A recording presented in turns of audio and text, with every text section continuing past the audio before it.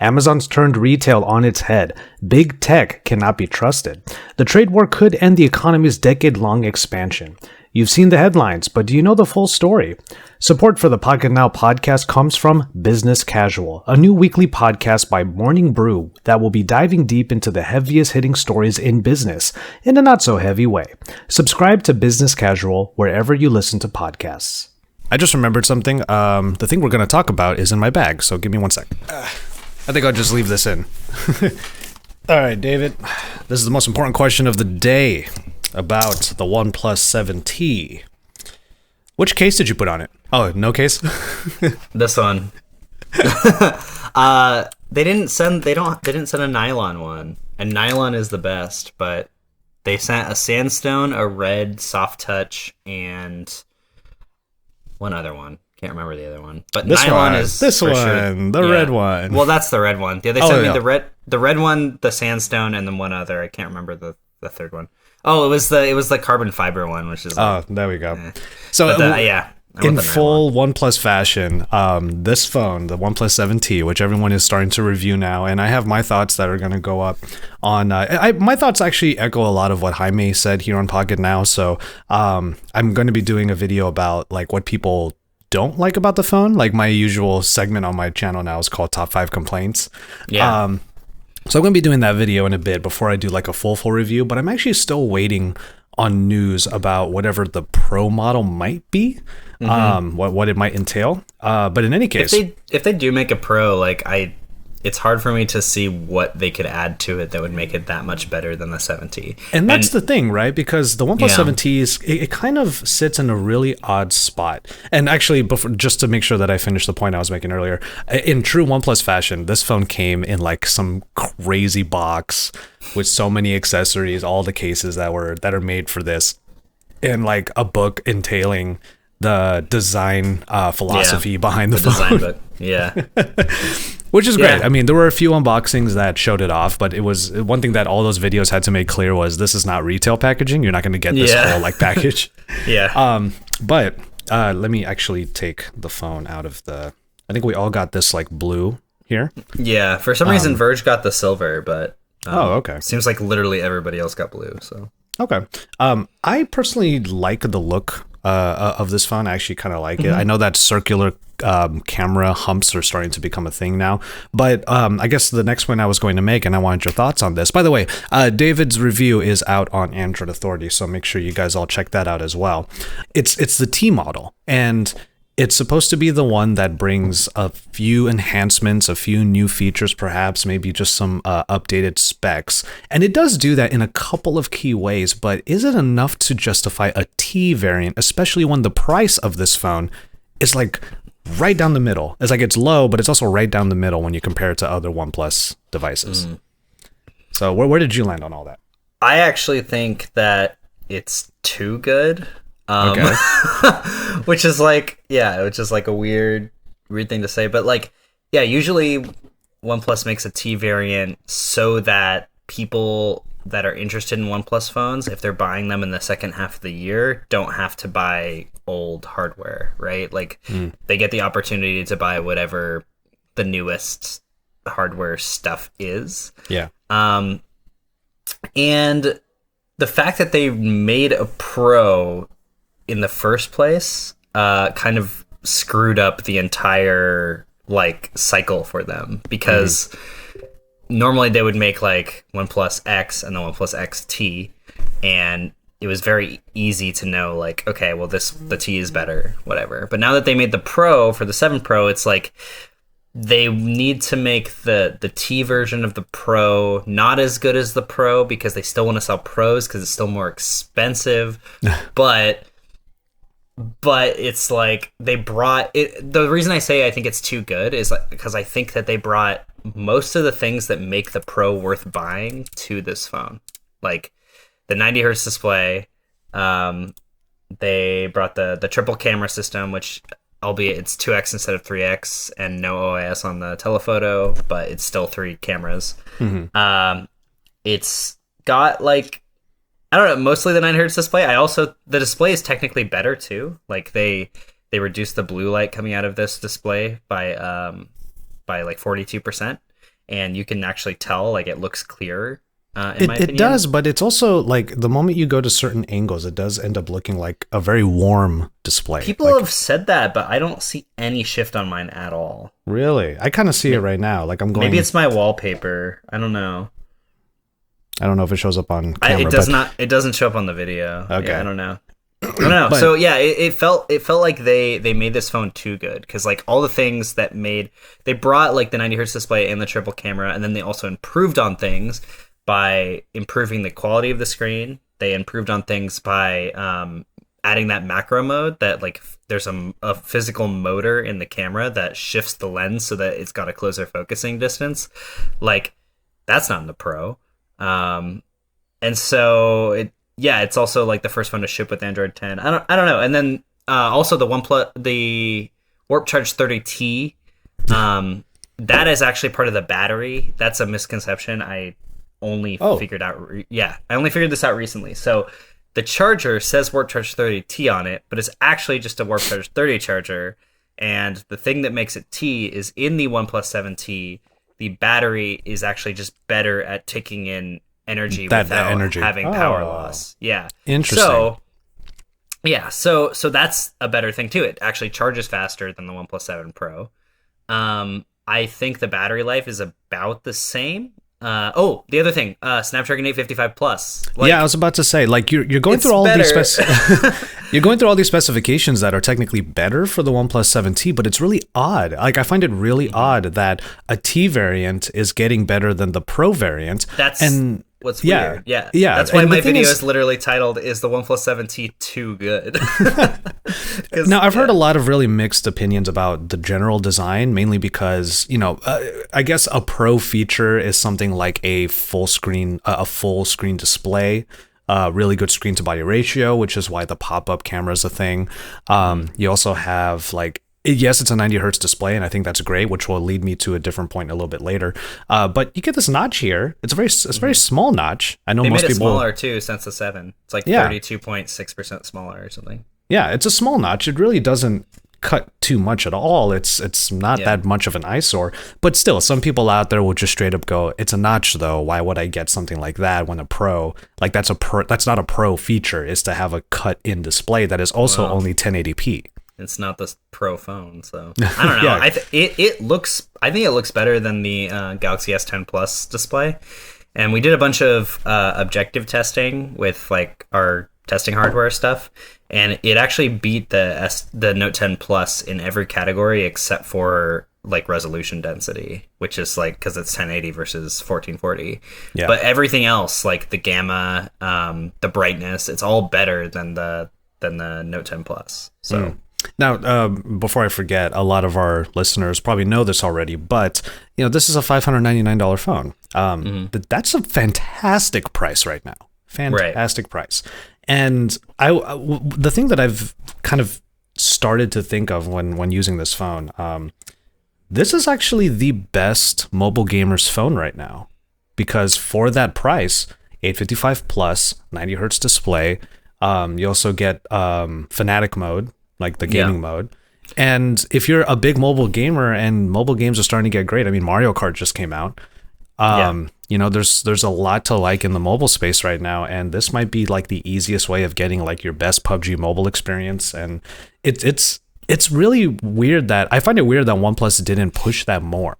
So I think the high-end manufacturers, and I guess OnePlus is now grouped into this. I was planning on making a video and post called like, "Why do gaming phones still exist?" But this was right before the ROG Phone 2 came out, and I was gonna kind of group that phone into it. And my thesis was basically like, OnePlus 7 Pro has a gaming mode. It's basically like a gaming phone, but in a really nice body. And in my opinion, like the way to sell phones is to make mass market appeal, but under the hood also have the gaming features that gamers might want. Because like, who really wants to walk around with a phone that screams like, "I'm a gamer," right? Yeah. And I want to, when you said that this is the best gaming phone right now, I agree with you.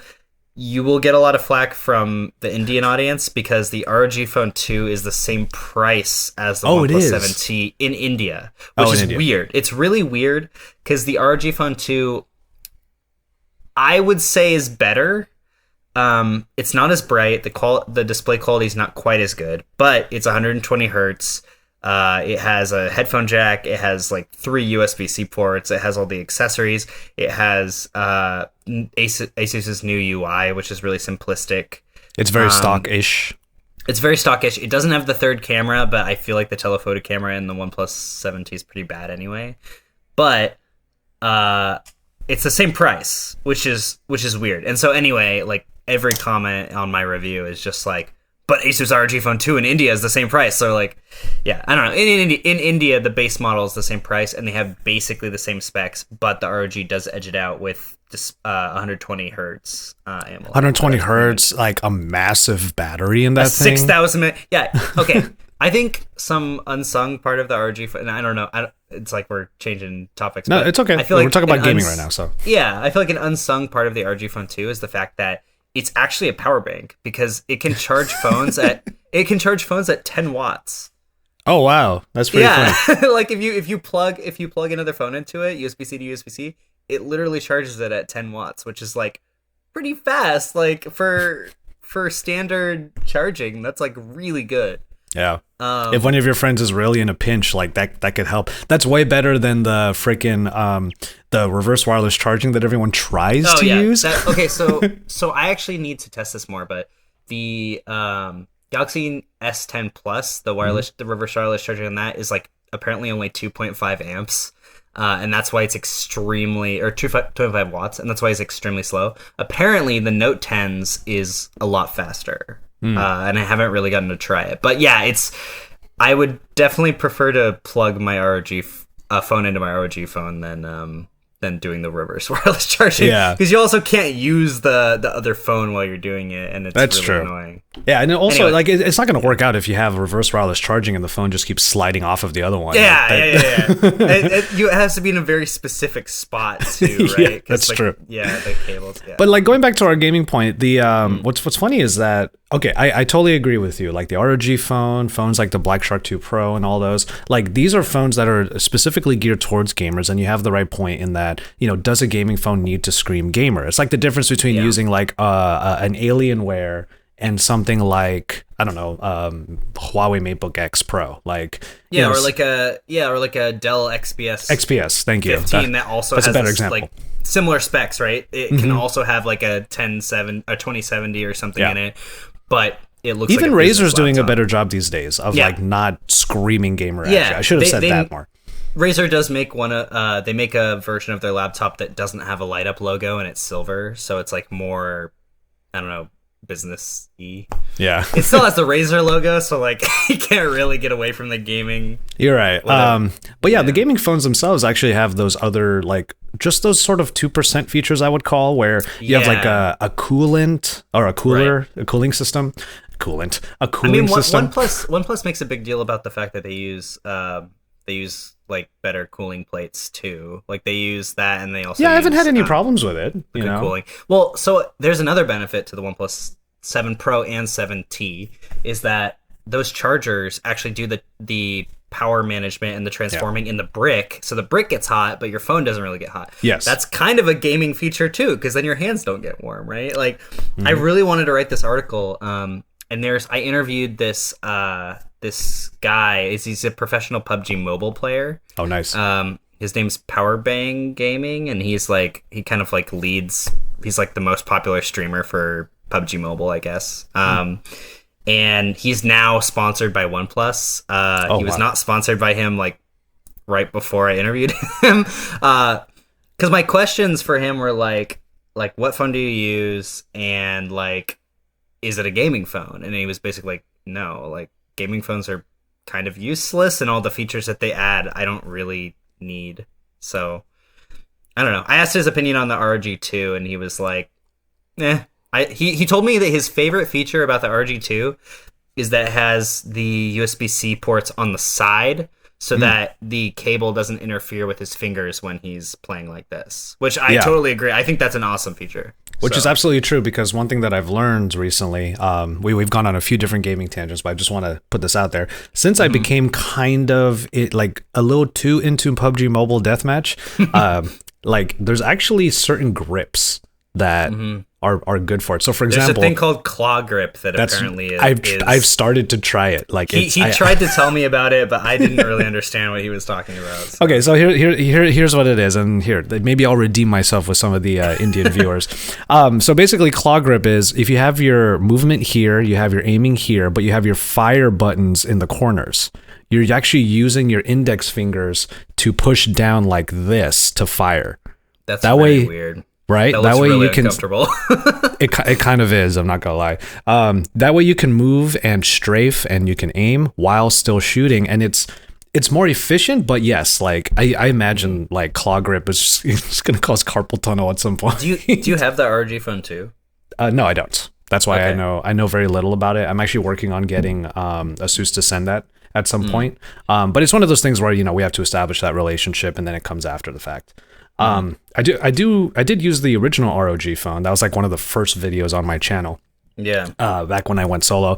And yeah, I mean, I remember thinking like gaming phones are going to become a huge thing, but then the lines keep getting blurred with phones like the OnePlus 7T, where you still get those features. It may not, you may not be able to go into PUBG Mobile and hit Super HDR or whatever those features are, but does that matter at the end of the day? So actually, OnePlus with the 7T launch is partnering with PUBG Mobile to yes, I did it. see that. So that's another thing. It's like, yeah, I and even Samsung has gaming modes that they don't really advertise but are there. And I just feel like it's a lot better option for most people to get just a stylish phone that like works like a regular phone really well, and then it also like an under the hood gaming behemoth or whatever, because like at the end of the day most of the specs are the same, right? The ROG Phone 2 has crazy specs only because it has the UFS 3 storage and the 855 Plus, and it was the first phone to have the 855 Plus. And if I remember correctly, this phone is like the second or third. The Vivo Nex 3 5G has it as well, but and that I do have, and I would actually launched say like 3 days before this. Yeah, it did technically launch, and then of course people were saying like, oh, the same circle camera bump, but the it's not the same, by the way, but the that phone I've also played a lot of PUBG Mobile on. It is now the go-to game when it comes to talking about gaming on a phone, but yeah, that screen, the waterfall display, I won't venture to say that that kind of screen is truly a pro feature, but I have to admit it's kind of nice. Like I have to say, so maybe if what that's do you something like that about it? Why do you like it? The one thing that's missing on it is like a high refresh rate. It's kind of the trade-off there. But there's so much to look at, and it is an immersive experience. You're literally holding an entire like think of the Switch, the original Switch screen. That's all you're holding. Just cut the screen out. That's all you're holding. It's great. Pretty much, yeah. It's actually bigger, I think, than the. It's a little bit bigger than the Switch, yeah. But that's which is funny. That's the feeling I had, and I like it a lot because you have a lot of, especially if you're doing claw grip, it actually helps a lot because you have all that screen. Well, the reason I asked if you had an ROG phone is because I wanted to see if you had tried the new controllers. No, I tried them at the event, and they felt cheap, but they just felt like a Nintendo Switch, which is I guess is useful if you're playing PUBG. Yeah. Well, okay. We had a lot of gaming talk. I do want to get into the next portion before I put out the question of the episode for all of our audience members. Now the cameras. I haven't used the cameras enough on the OnePlus 7T because I'm trying to get through my 10s. 10s. What am I talking about? My iPhone 11 Pro review. So from what I gather, there are a couple of key enhancements with the camera that are really nice. Like the first thing that I noticed is that you can finally record video with the wide angle. Thank God. But that was something they're adding 4K 30 with the wide angle in a software update closer to launch as well. Yes, which I think it might have come in already. I got an update. Oh, did you? I got a day 0 update, but I don't know if it had that or not. I need to connect this to Wi-Fi in my office because this is the first time it's actually arrived in my office. I've been using it at home. So, but anyway, but I love that. That's great. Like that's one of the major gripes I had with the OnePlus 7 Pro. Again, something called the Pro variant. You couldn't use the other lenses for video. What the heck is that? So that was one big problem with it. I started I started shooting with the different cameras and whatnot. Nightscape does help a little bit. It's not fantastic. Nightscape is weird as heck, dude. Like, I used it a couple times at night, and it is just like this really crappy super HDR mode, and I honestly that's think the default way of tackling dark situations, right? It's just like bump up the shadows like crazy. Well, I think that OnePlus like mistitles their Nightscape, because their night mode is more like preserve the highlights mode. It doesn't really do that much to the shadows. But then again, like there's been this whole conversation going on Twitter recently about like the fact that all night modes are just trying to make night look like day instead of actually like making it just cleaner at night, you know? So like it's like the Huawei Mate 30 Pro, like Enabong posted a photo of the Brooklyn Bridge at night with that phone, and it literally just looks like a weirdly lit day. And it's I feel like they need to tweak it. For the cameras for the 7T though, the 7 Pro launched with pretty decent cameras, but it wasn't the best. And then over the few months after they launched it, it got way better. Like they just pushed tons of updates. They pushed like camera update after camera update for the 7 Pro, and I think that they like really learned from that and ported a lot of those updates to the 7T. Yeah. Which is honestly, like, just to put this out there, because so many phones kind of come in and we're always, like the turnaround is always so fast with our industry. I actually didn't spend a whole lot of time with the OnePlus 7 Pro after I used it in Japan a couple months ago. To when that almond color came out, and I didn't really get to experience those updates and those enhancements. I wanted to better for sure. Yeah, that's what I keep hearing. And when the OnePlus 7T became sort of a thing, when rumors were starting to come out, I was like, okay, that's where I'm going to feel those improvements. So my plan is to actually get this thing and like do like a vlogging with the smartphone thing to actually see those enhancements in real time. But so far I'm pretty happy with it. The cameras are super. The main camera is really good. Like that's probably the best of the bunch, and it has OIS, which is nice. The wide camera is like pretty good, but then the telephoto camera needs work. It's my shots with it whenever I'm doing like wide, standard, and tele, like the white balance of the tele is like really, really it's off. Yeah, it shifts to magenta for some reason, so I don't know. I feel like they're going to release a couple of software. They're really good about camera software updates, so I'm sure it'll get better. Well, that's the thing, right? It's becoming more and more, people are becoming more and more aware of, if you have multiple lenses, it would be nice if the color science is accurate between all three of them. I wanted to say this in my review, but I knew that every time I talk about Apple at all, I just get destroyed. But Apple made it a point that they tune all three lenses in the factory to be the exact same color, and it's like it shows, like it really does show, and that's pretty important. It's very obvious that OnePlus did not do that on this phone, so I feel like it's a very tough, like 2% thing to do. You know what I mean? Like I'm looking at this photo right here, and like here's the wide, and then here's a much brighter main sensor, and then here's a much darker telephoto. You know, like the main sensor is obviously doing the best job at exposing, but it can't do that across all three. Like also, to be fair, the lighting situation here was a little bit mixed, so I'm not going to blame it too much for that. But at the same time, one thing that I think helps more than you would think is the optical image stabilization, because if it has OIS, then it allows the shutter to stay open longer, which gives you more light. So yeah, for sure. Okay, so I think across the board we're pretty happy with the OnePlus 7T so far, but I think the main reason why we are happy about it is because that price is low. So here's a question that I want to pose to all of the listeners and all of the viewers on the YouTube side. Is OnePlus back to that premium affordable segment with the OnePlus 7T? Is this $599 price point actually sort of like a throwback to what OnePlus used to do with their phones? Because remember when the OnePlus 7 Pro came out, we all scoffed at that price because we're like, whoa, like, we've hit a whole new world with OnePlus, and I don't know how to feel about it.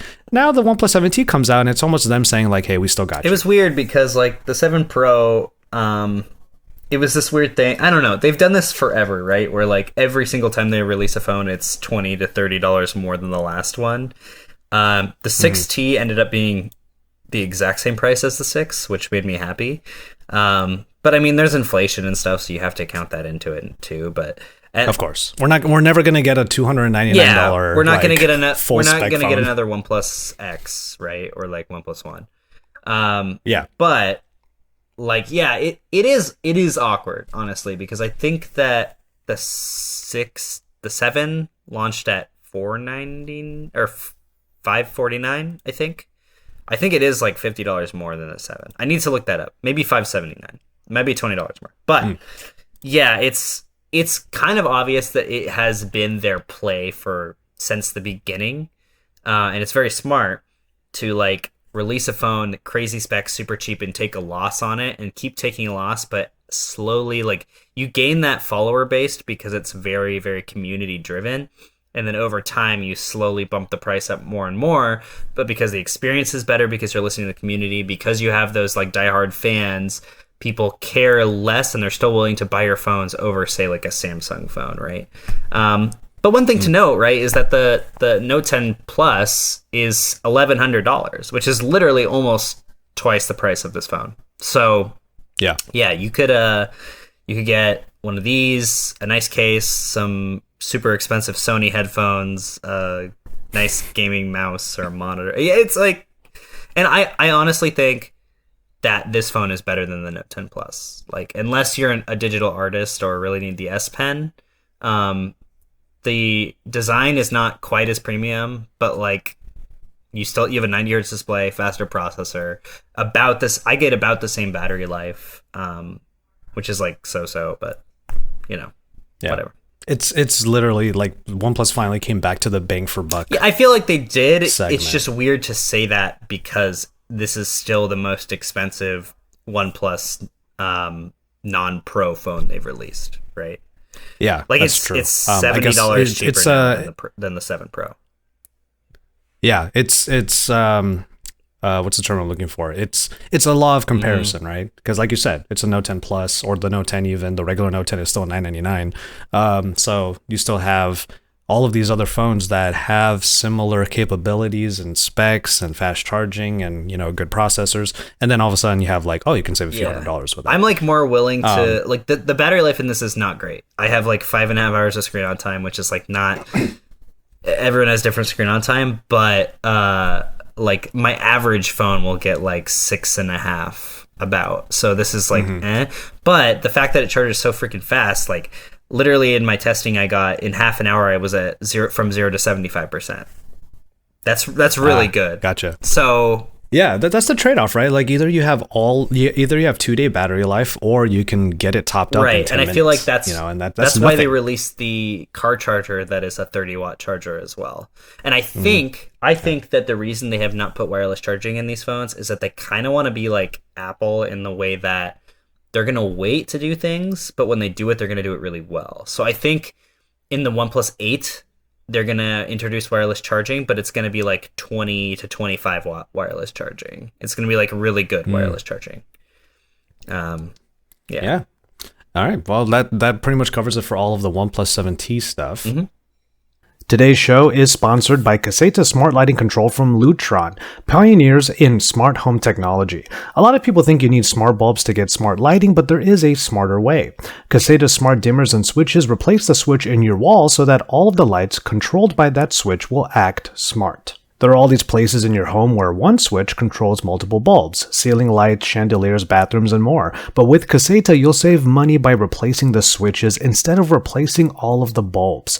Smart bulbs are only smart when the switch is on. If someone flips it off, you can say goodbye to smart control and connectivity. But Caseta switches are always smart, even when the switch is off. I have a smart switch installed in my family home for our middle chandelier in the house. That way it turns on in the evening so it looks like we're all home, and then turns off during the day when we don't need it at all. It's great to be able to have the app in order to change up those times really easily, and then you just set it and forget it. So you can get smart lighting the smart way with Caseta by Lutron Smart Switches. Learn more about Caseta at lutron.com/weekly. That's lutron.com/weekly.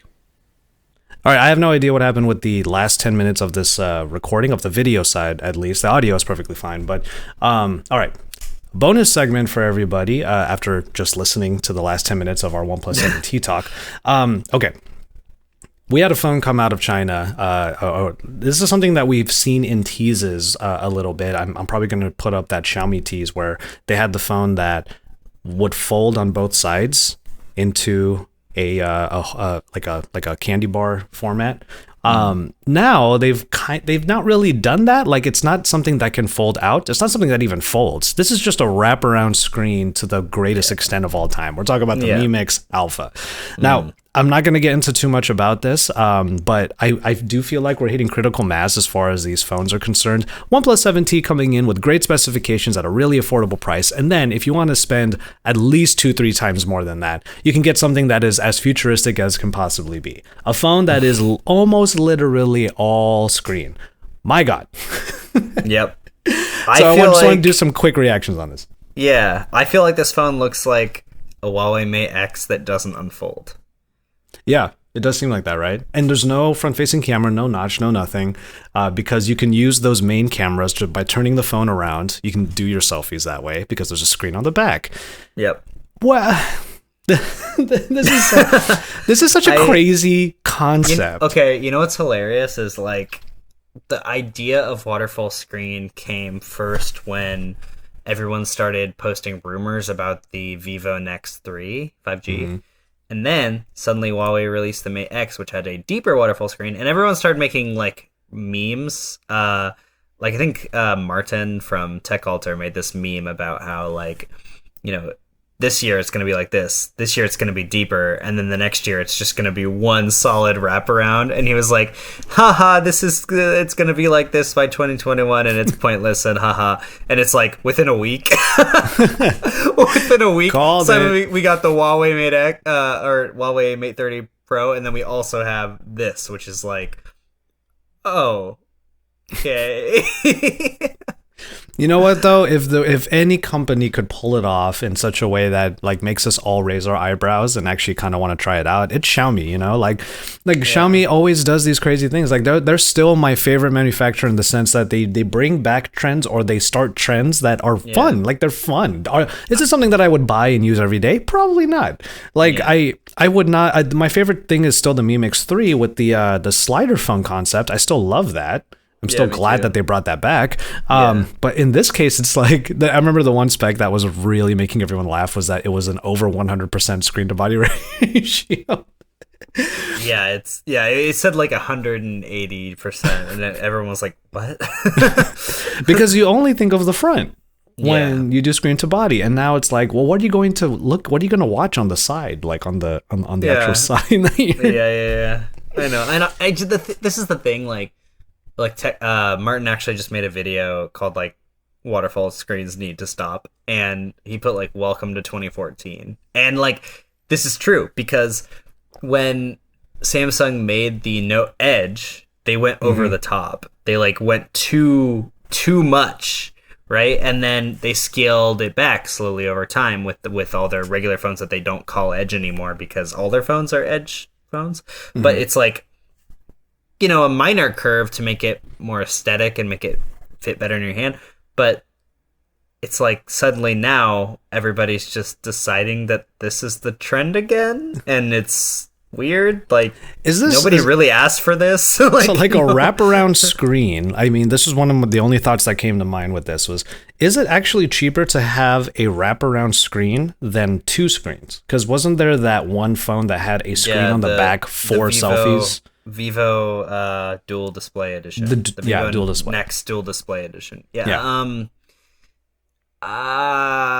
doubt it's cheaper. It's cheaper. Yeah, okay. It's probably not cheaper. Definitely not cheaper. You don't think so? Because I wonder it's expensive and hard to wrap glass. I guess, but like if you can take one panel and then actually like wrap it around something, because now we have like plastic panels, right? So you can actually do that. So as long as you have the long enough panel to be able to wrap it around, rather than having components that have to power two separate screens, you know what I mean? Yeah, I guess. I know it's a hard question to answer. We need to ask someone in the industry. the plastic OLED is what wraps around, but they still have to make the glass. And the glass is glass on the Mi Mix Alpha. The the thing about like foldable phones is that it's a plastic OLED and then there's just a screen protector on top so you don't hurt the OLED.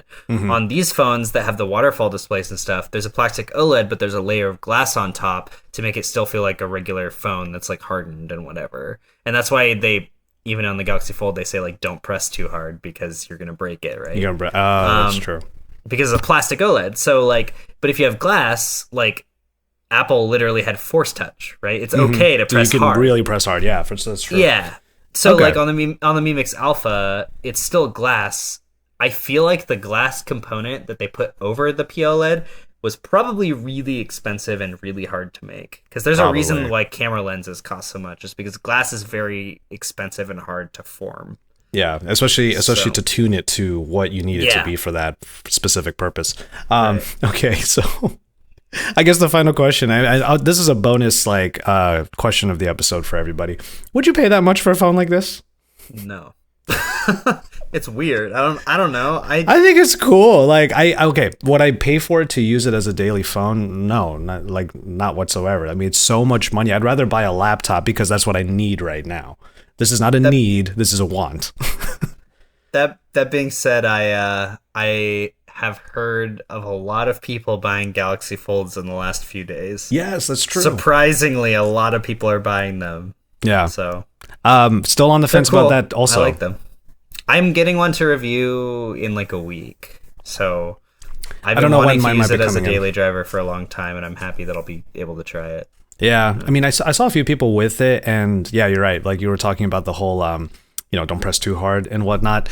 Everyone's being quite dainty with these phones. Let me just say that much. One person broke theirs and like after a day, and then of course the news cycle is spinning out of control again about it. So yeah, it is what it is. All right. Yeah. Well, David, thank you so much for being on once again. This episode talked about the OnePlus 7T, of which you can look forward to more content on here on Pocketnow. So make sure you stay tuned for that. Don't forget to watch David's review over at Android Authority, of course. And David, always a great time to have you on the podcast. Yeah. Thank you so much once again. Go ahead and let everybody know where to find you before we sign off. Sure. Follow me on Twitter at DurvidImel, DurvidImel. Instagram at DavidImel. That's my name. And you can read my content at AndroidAuthority.com, or you can watch it on the Android Authority YouTube channel. All right, awesome. For the rest of the links, you can go into the show description notes, whatever the case may be. But follow at Pocketnow on all of the social media. Subscribe to this channel. And then if you're looking for me, I am JV at JV Tech Tea, because you know me, I'm JV. I love tech and I love to drink me some tea. All right, well, thank you so much for listening or watching this episode, and we will see you in our next one.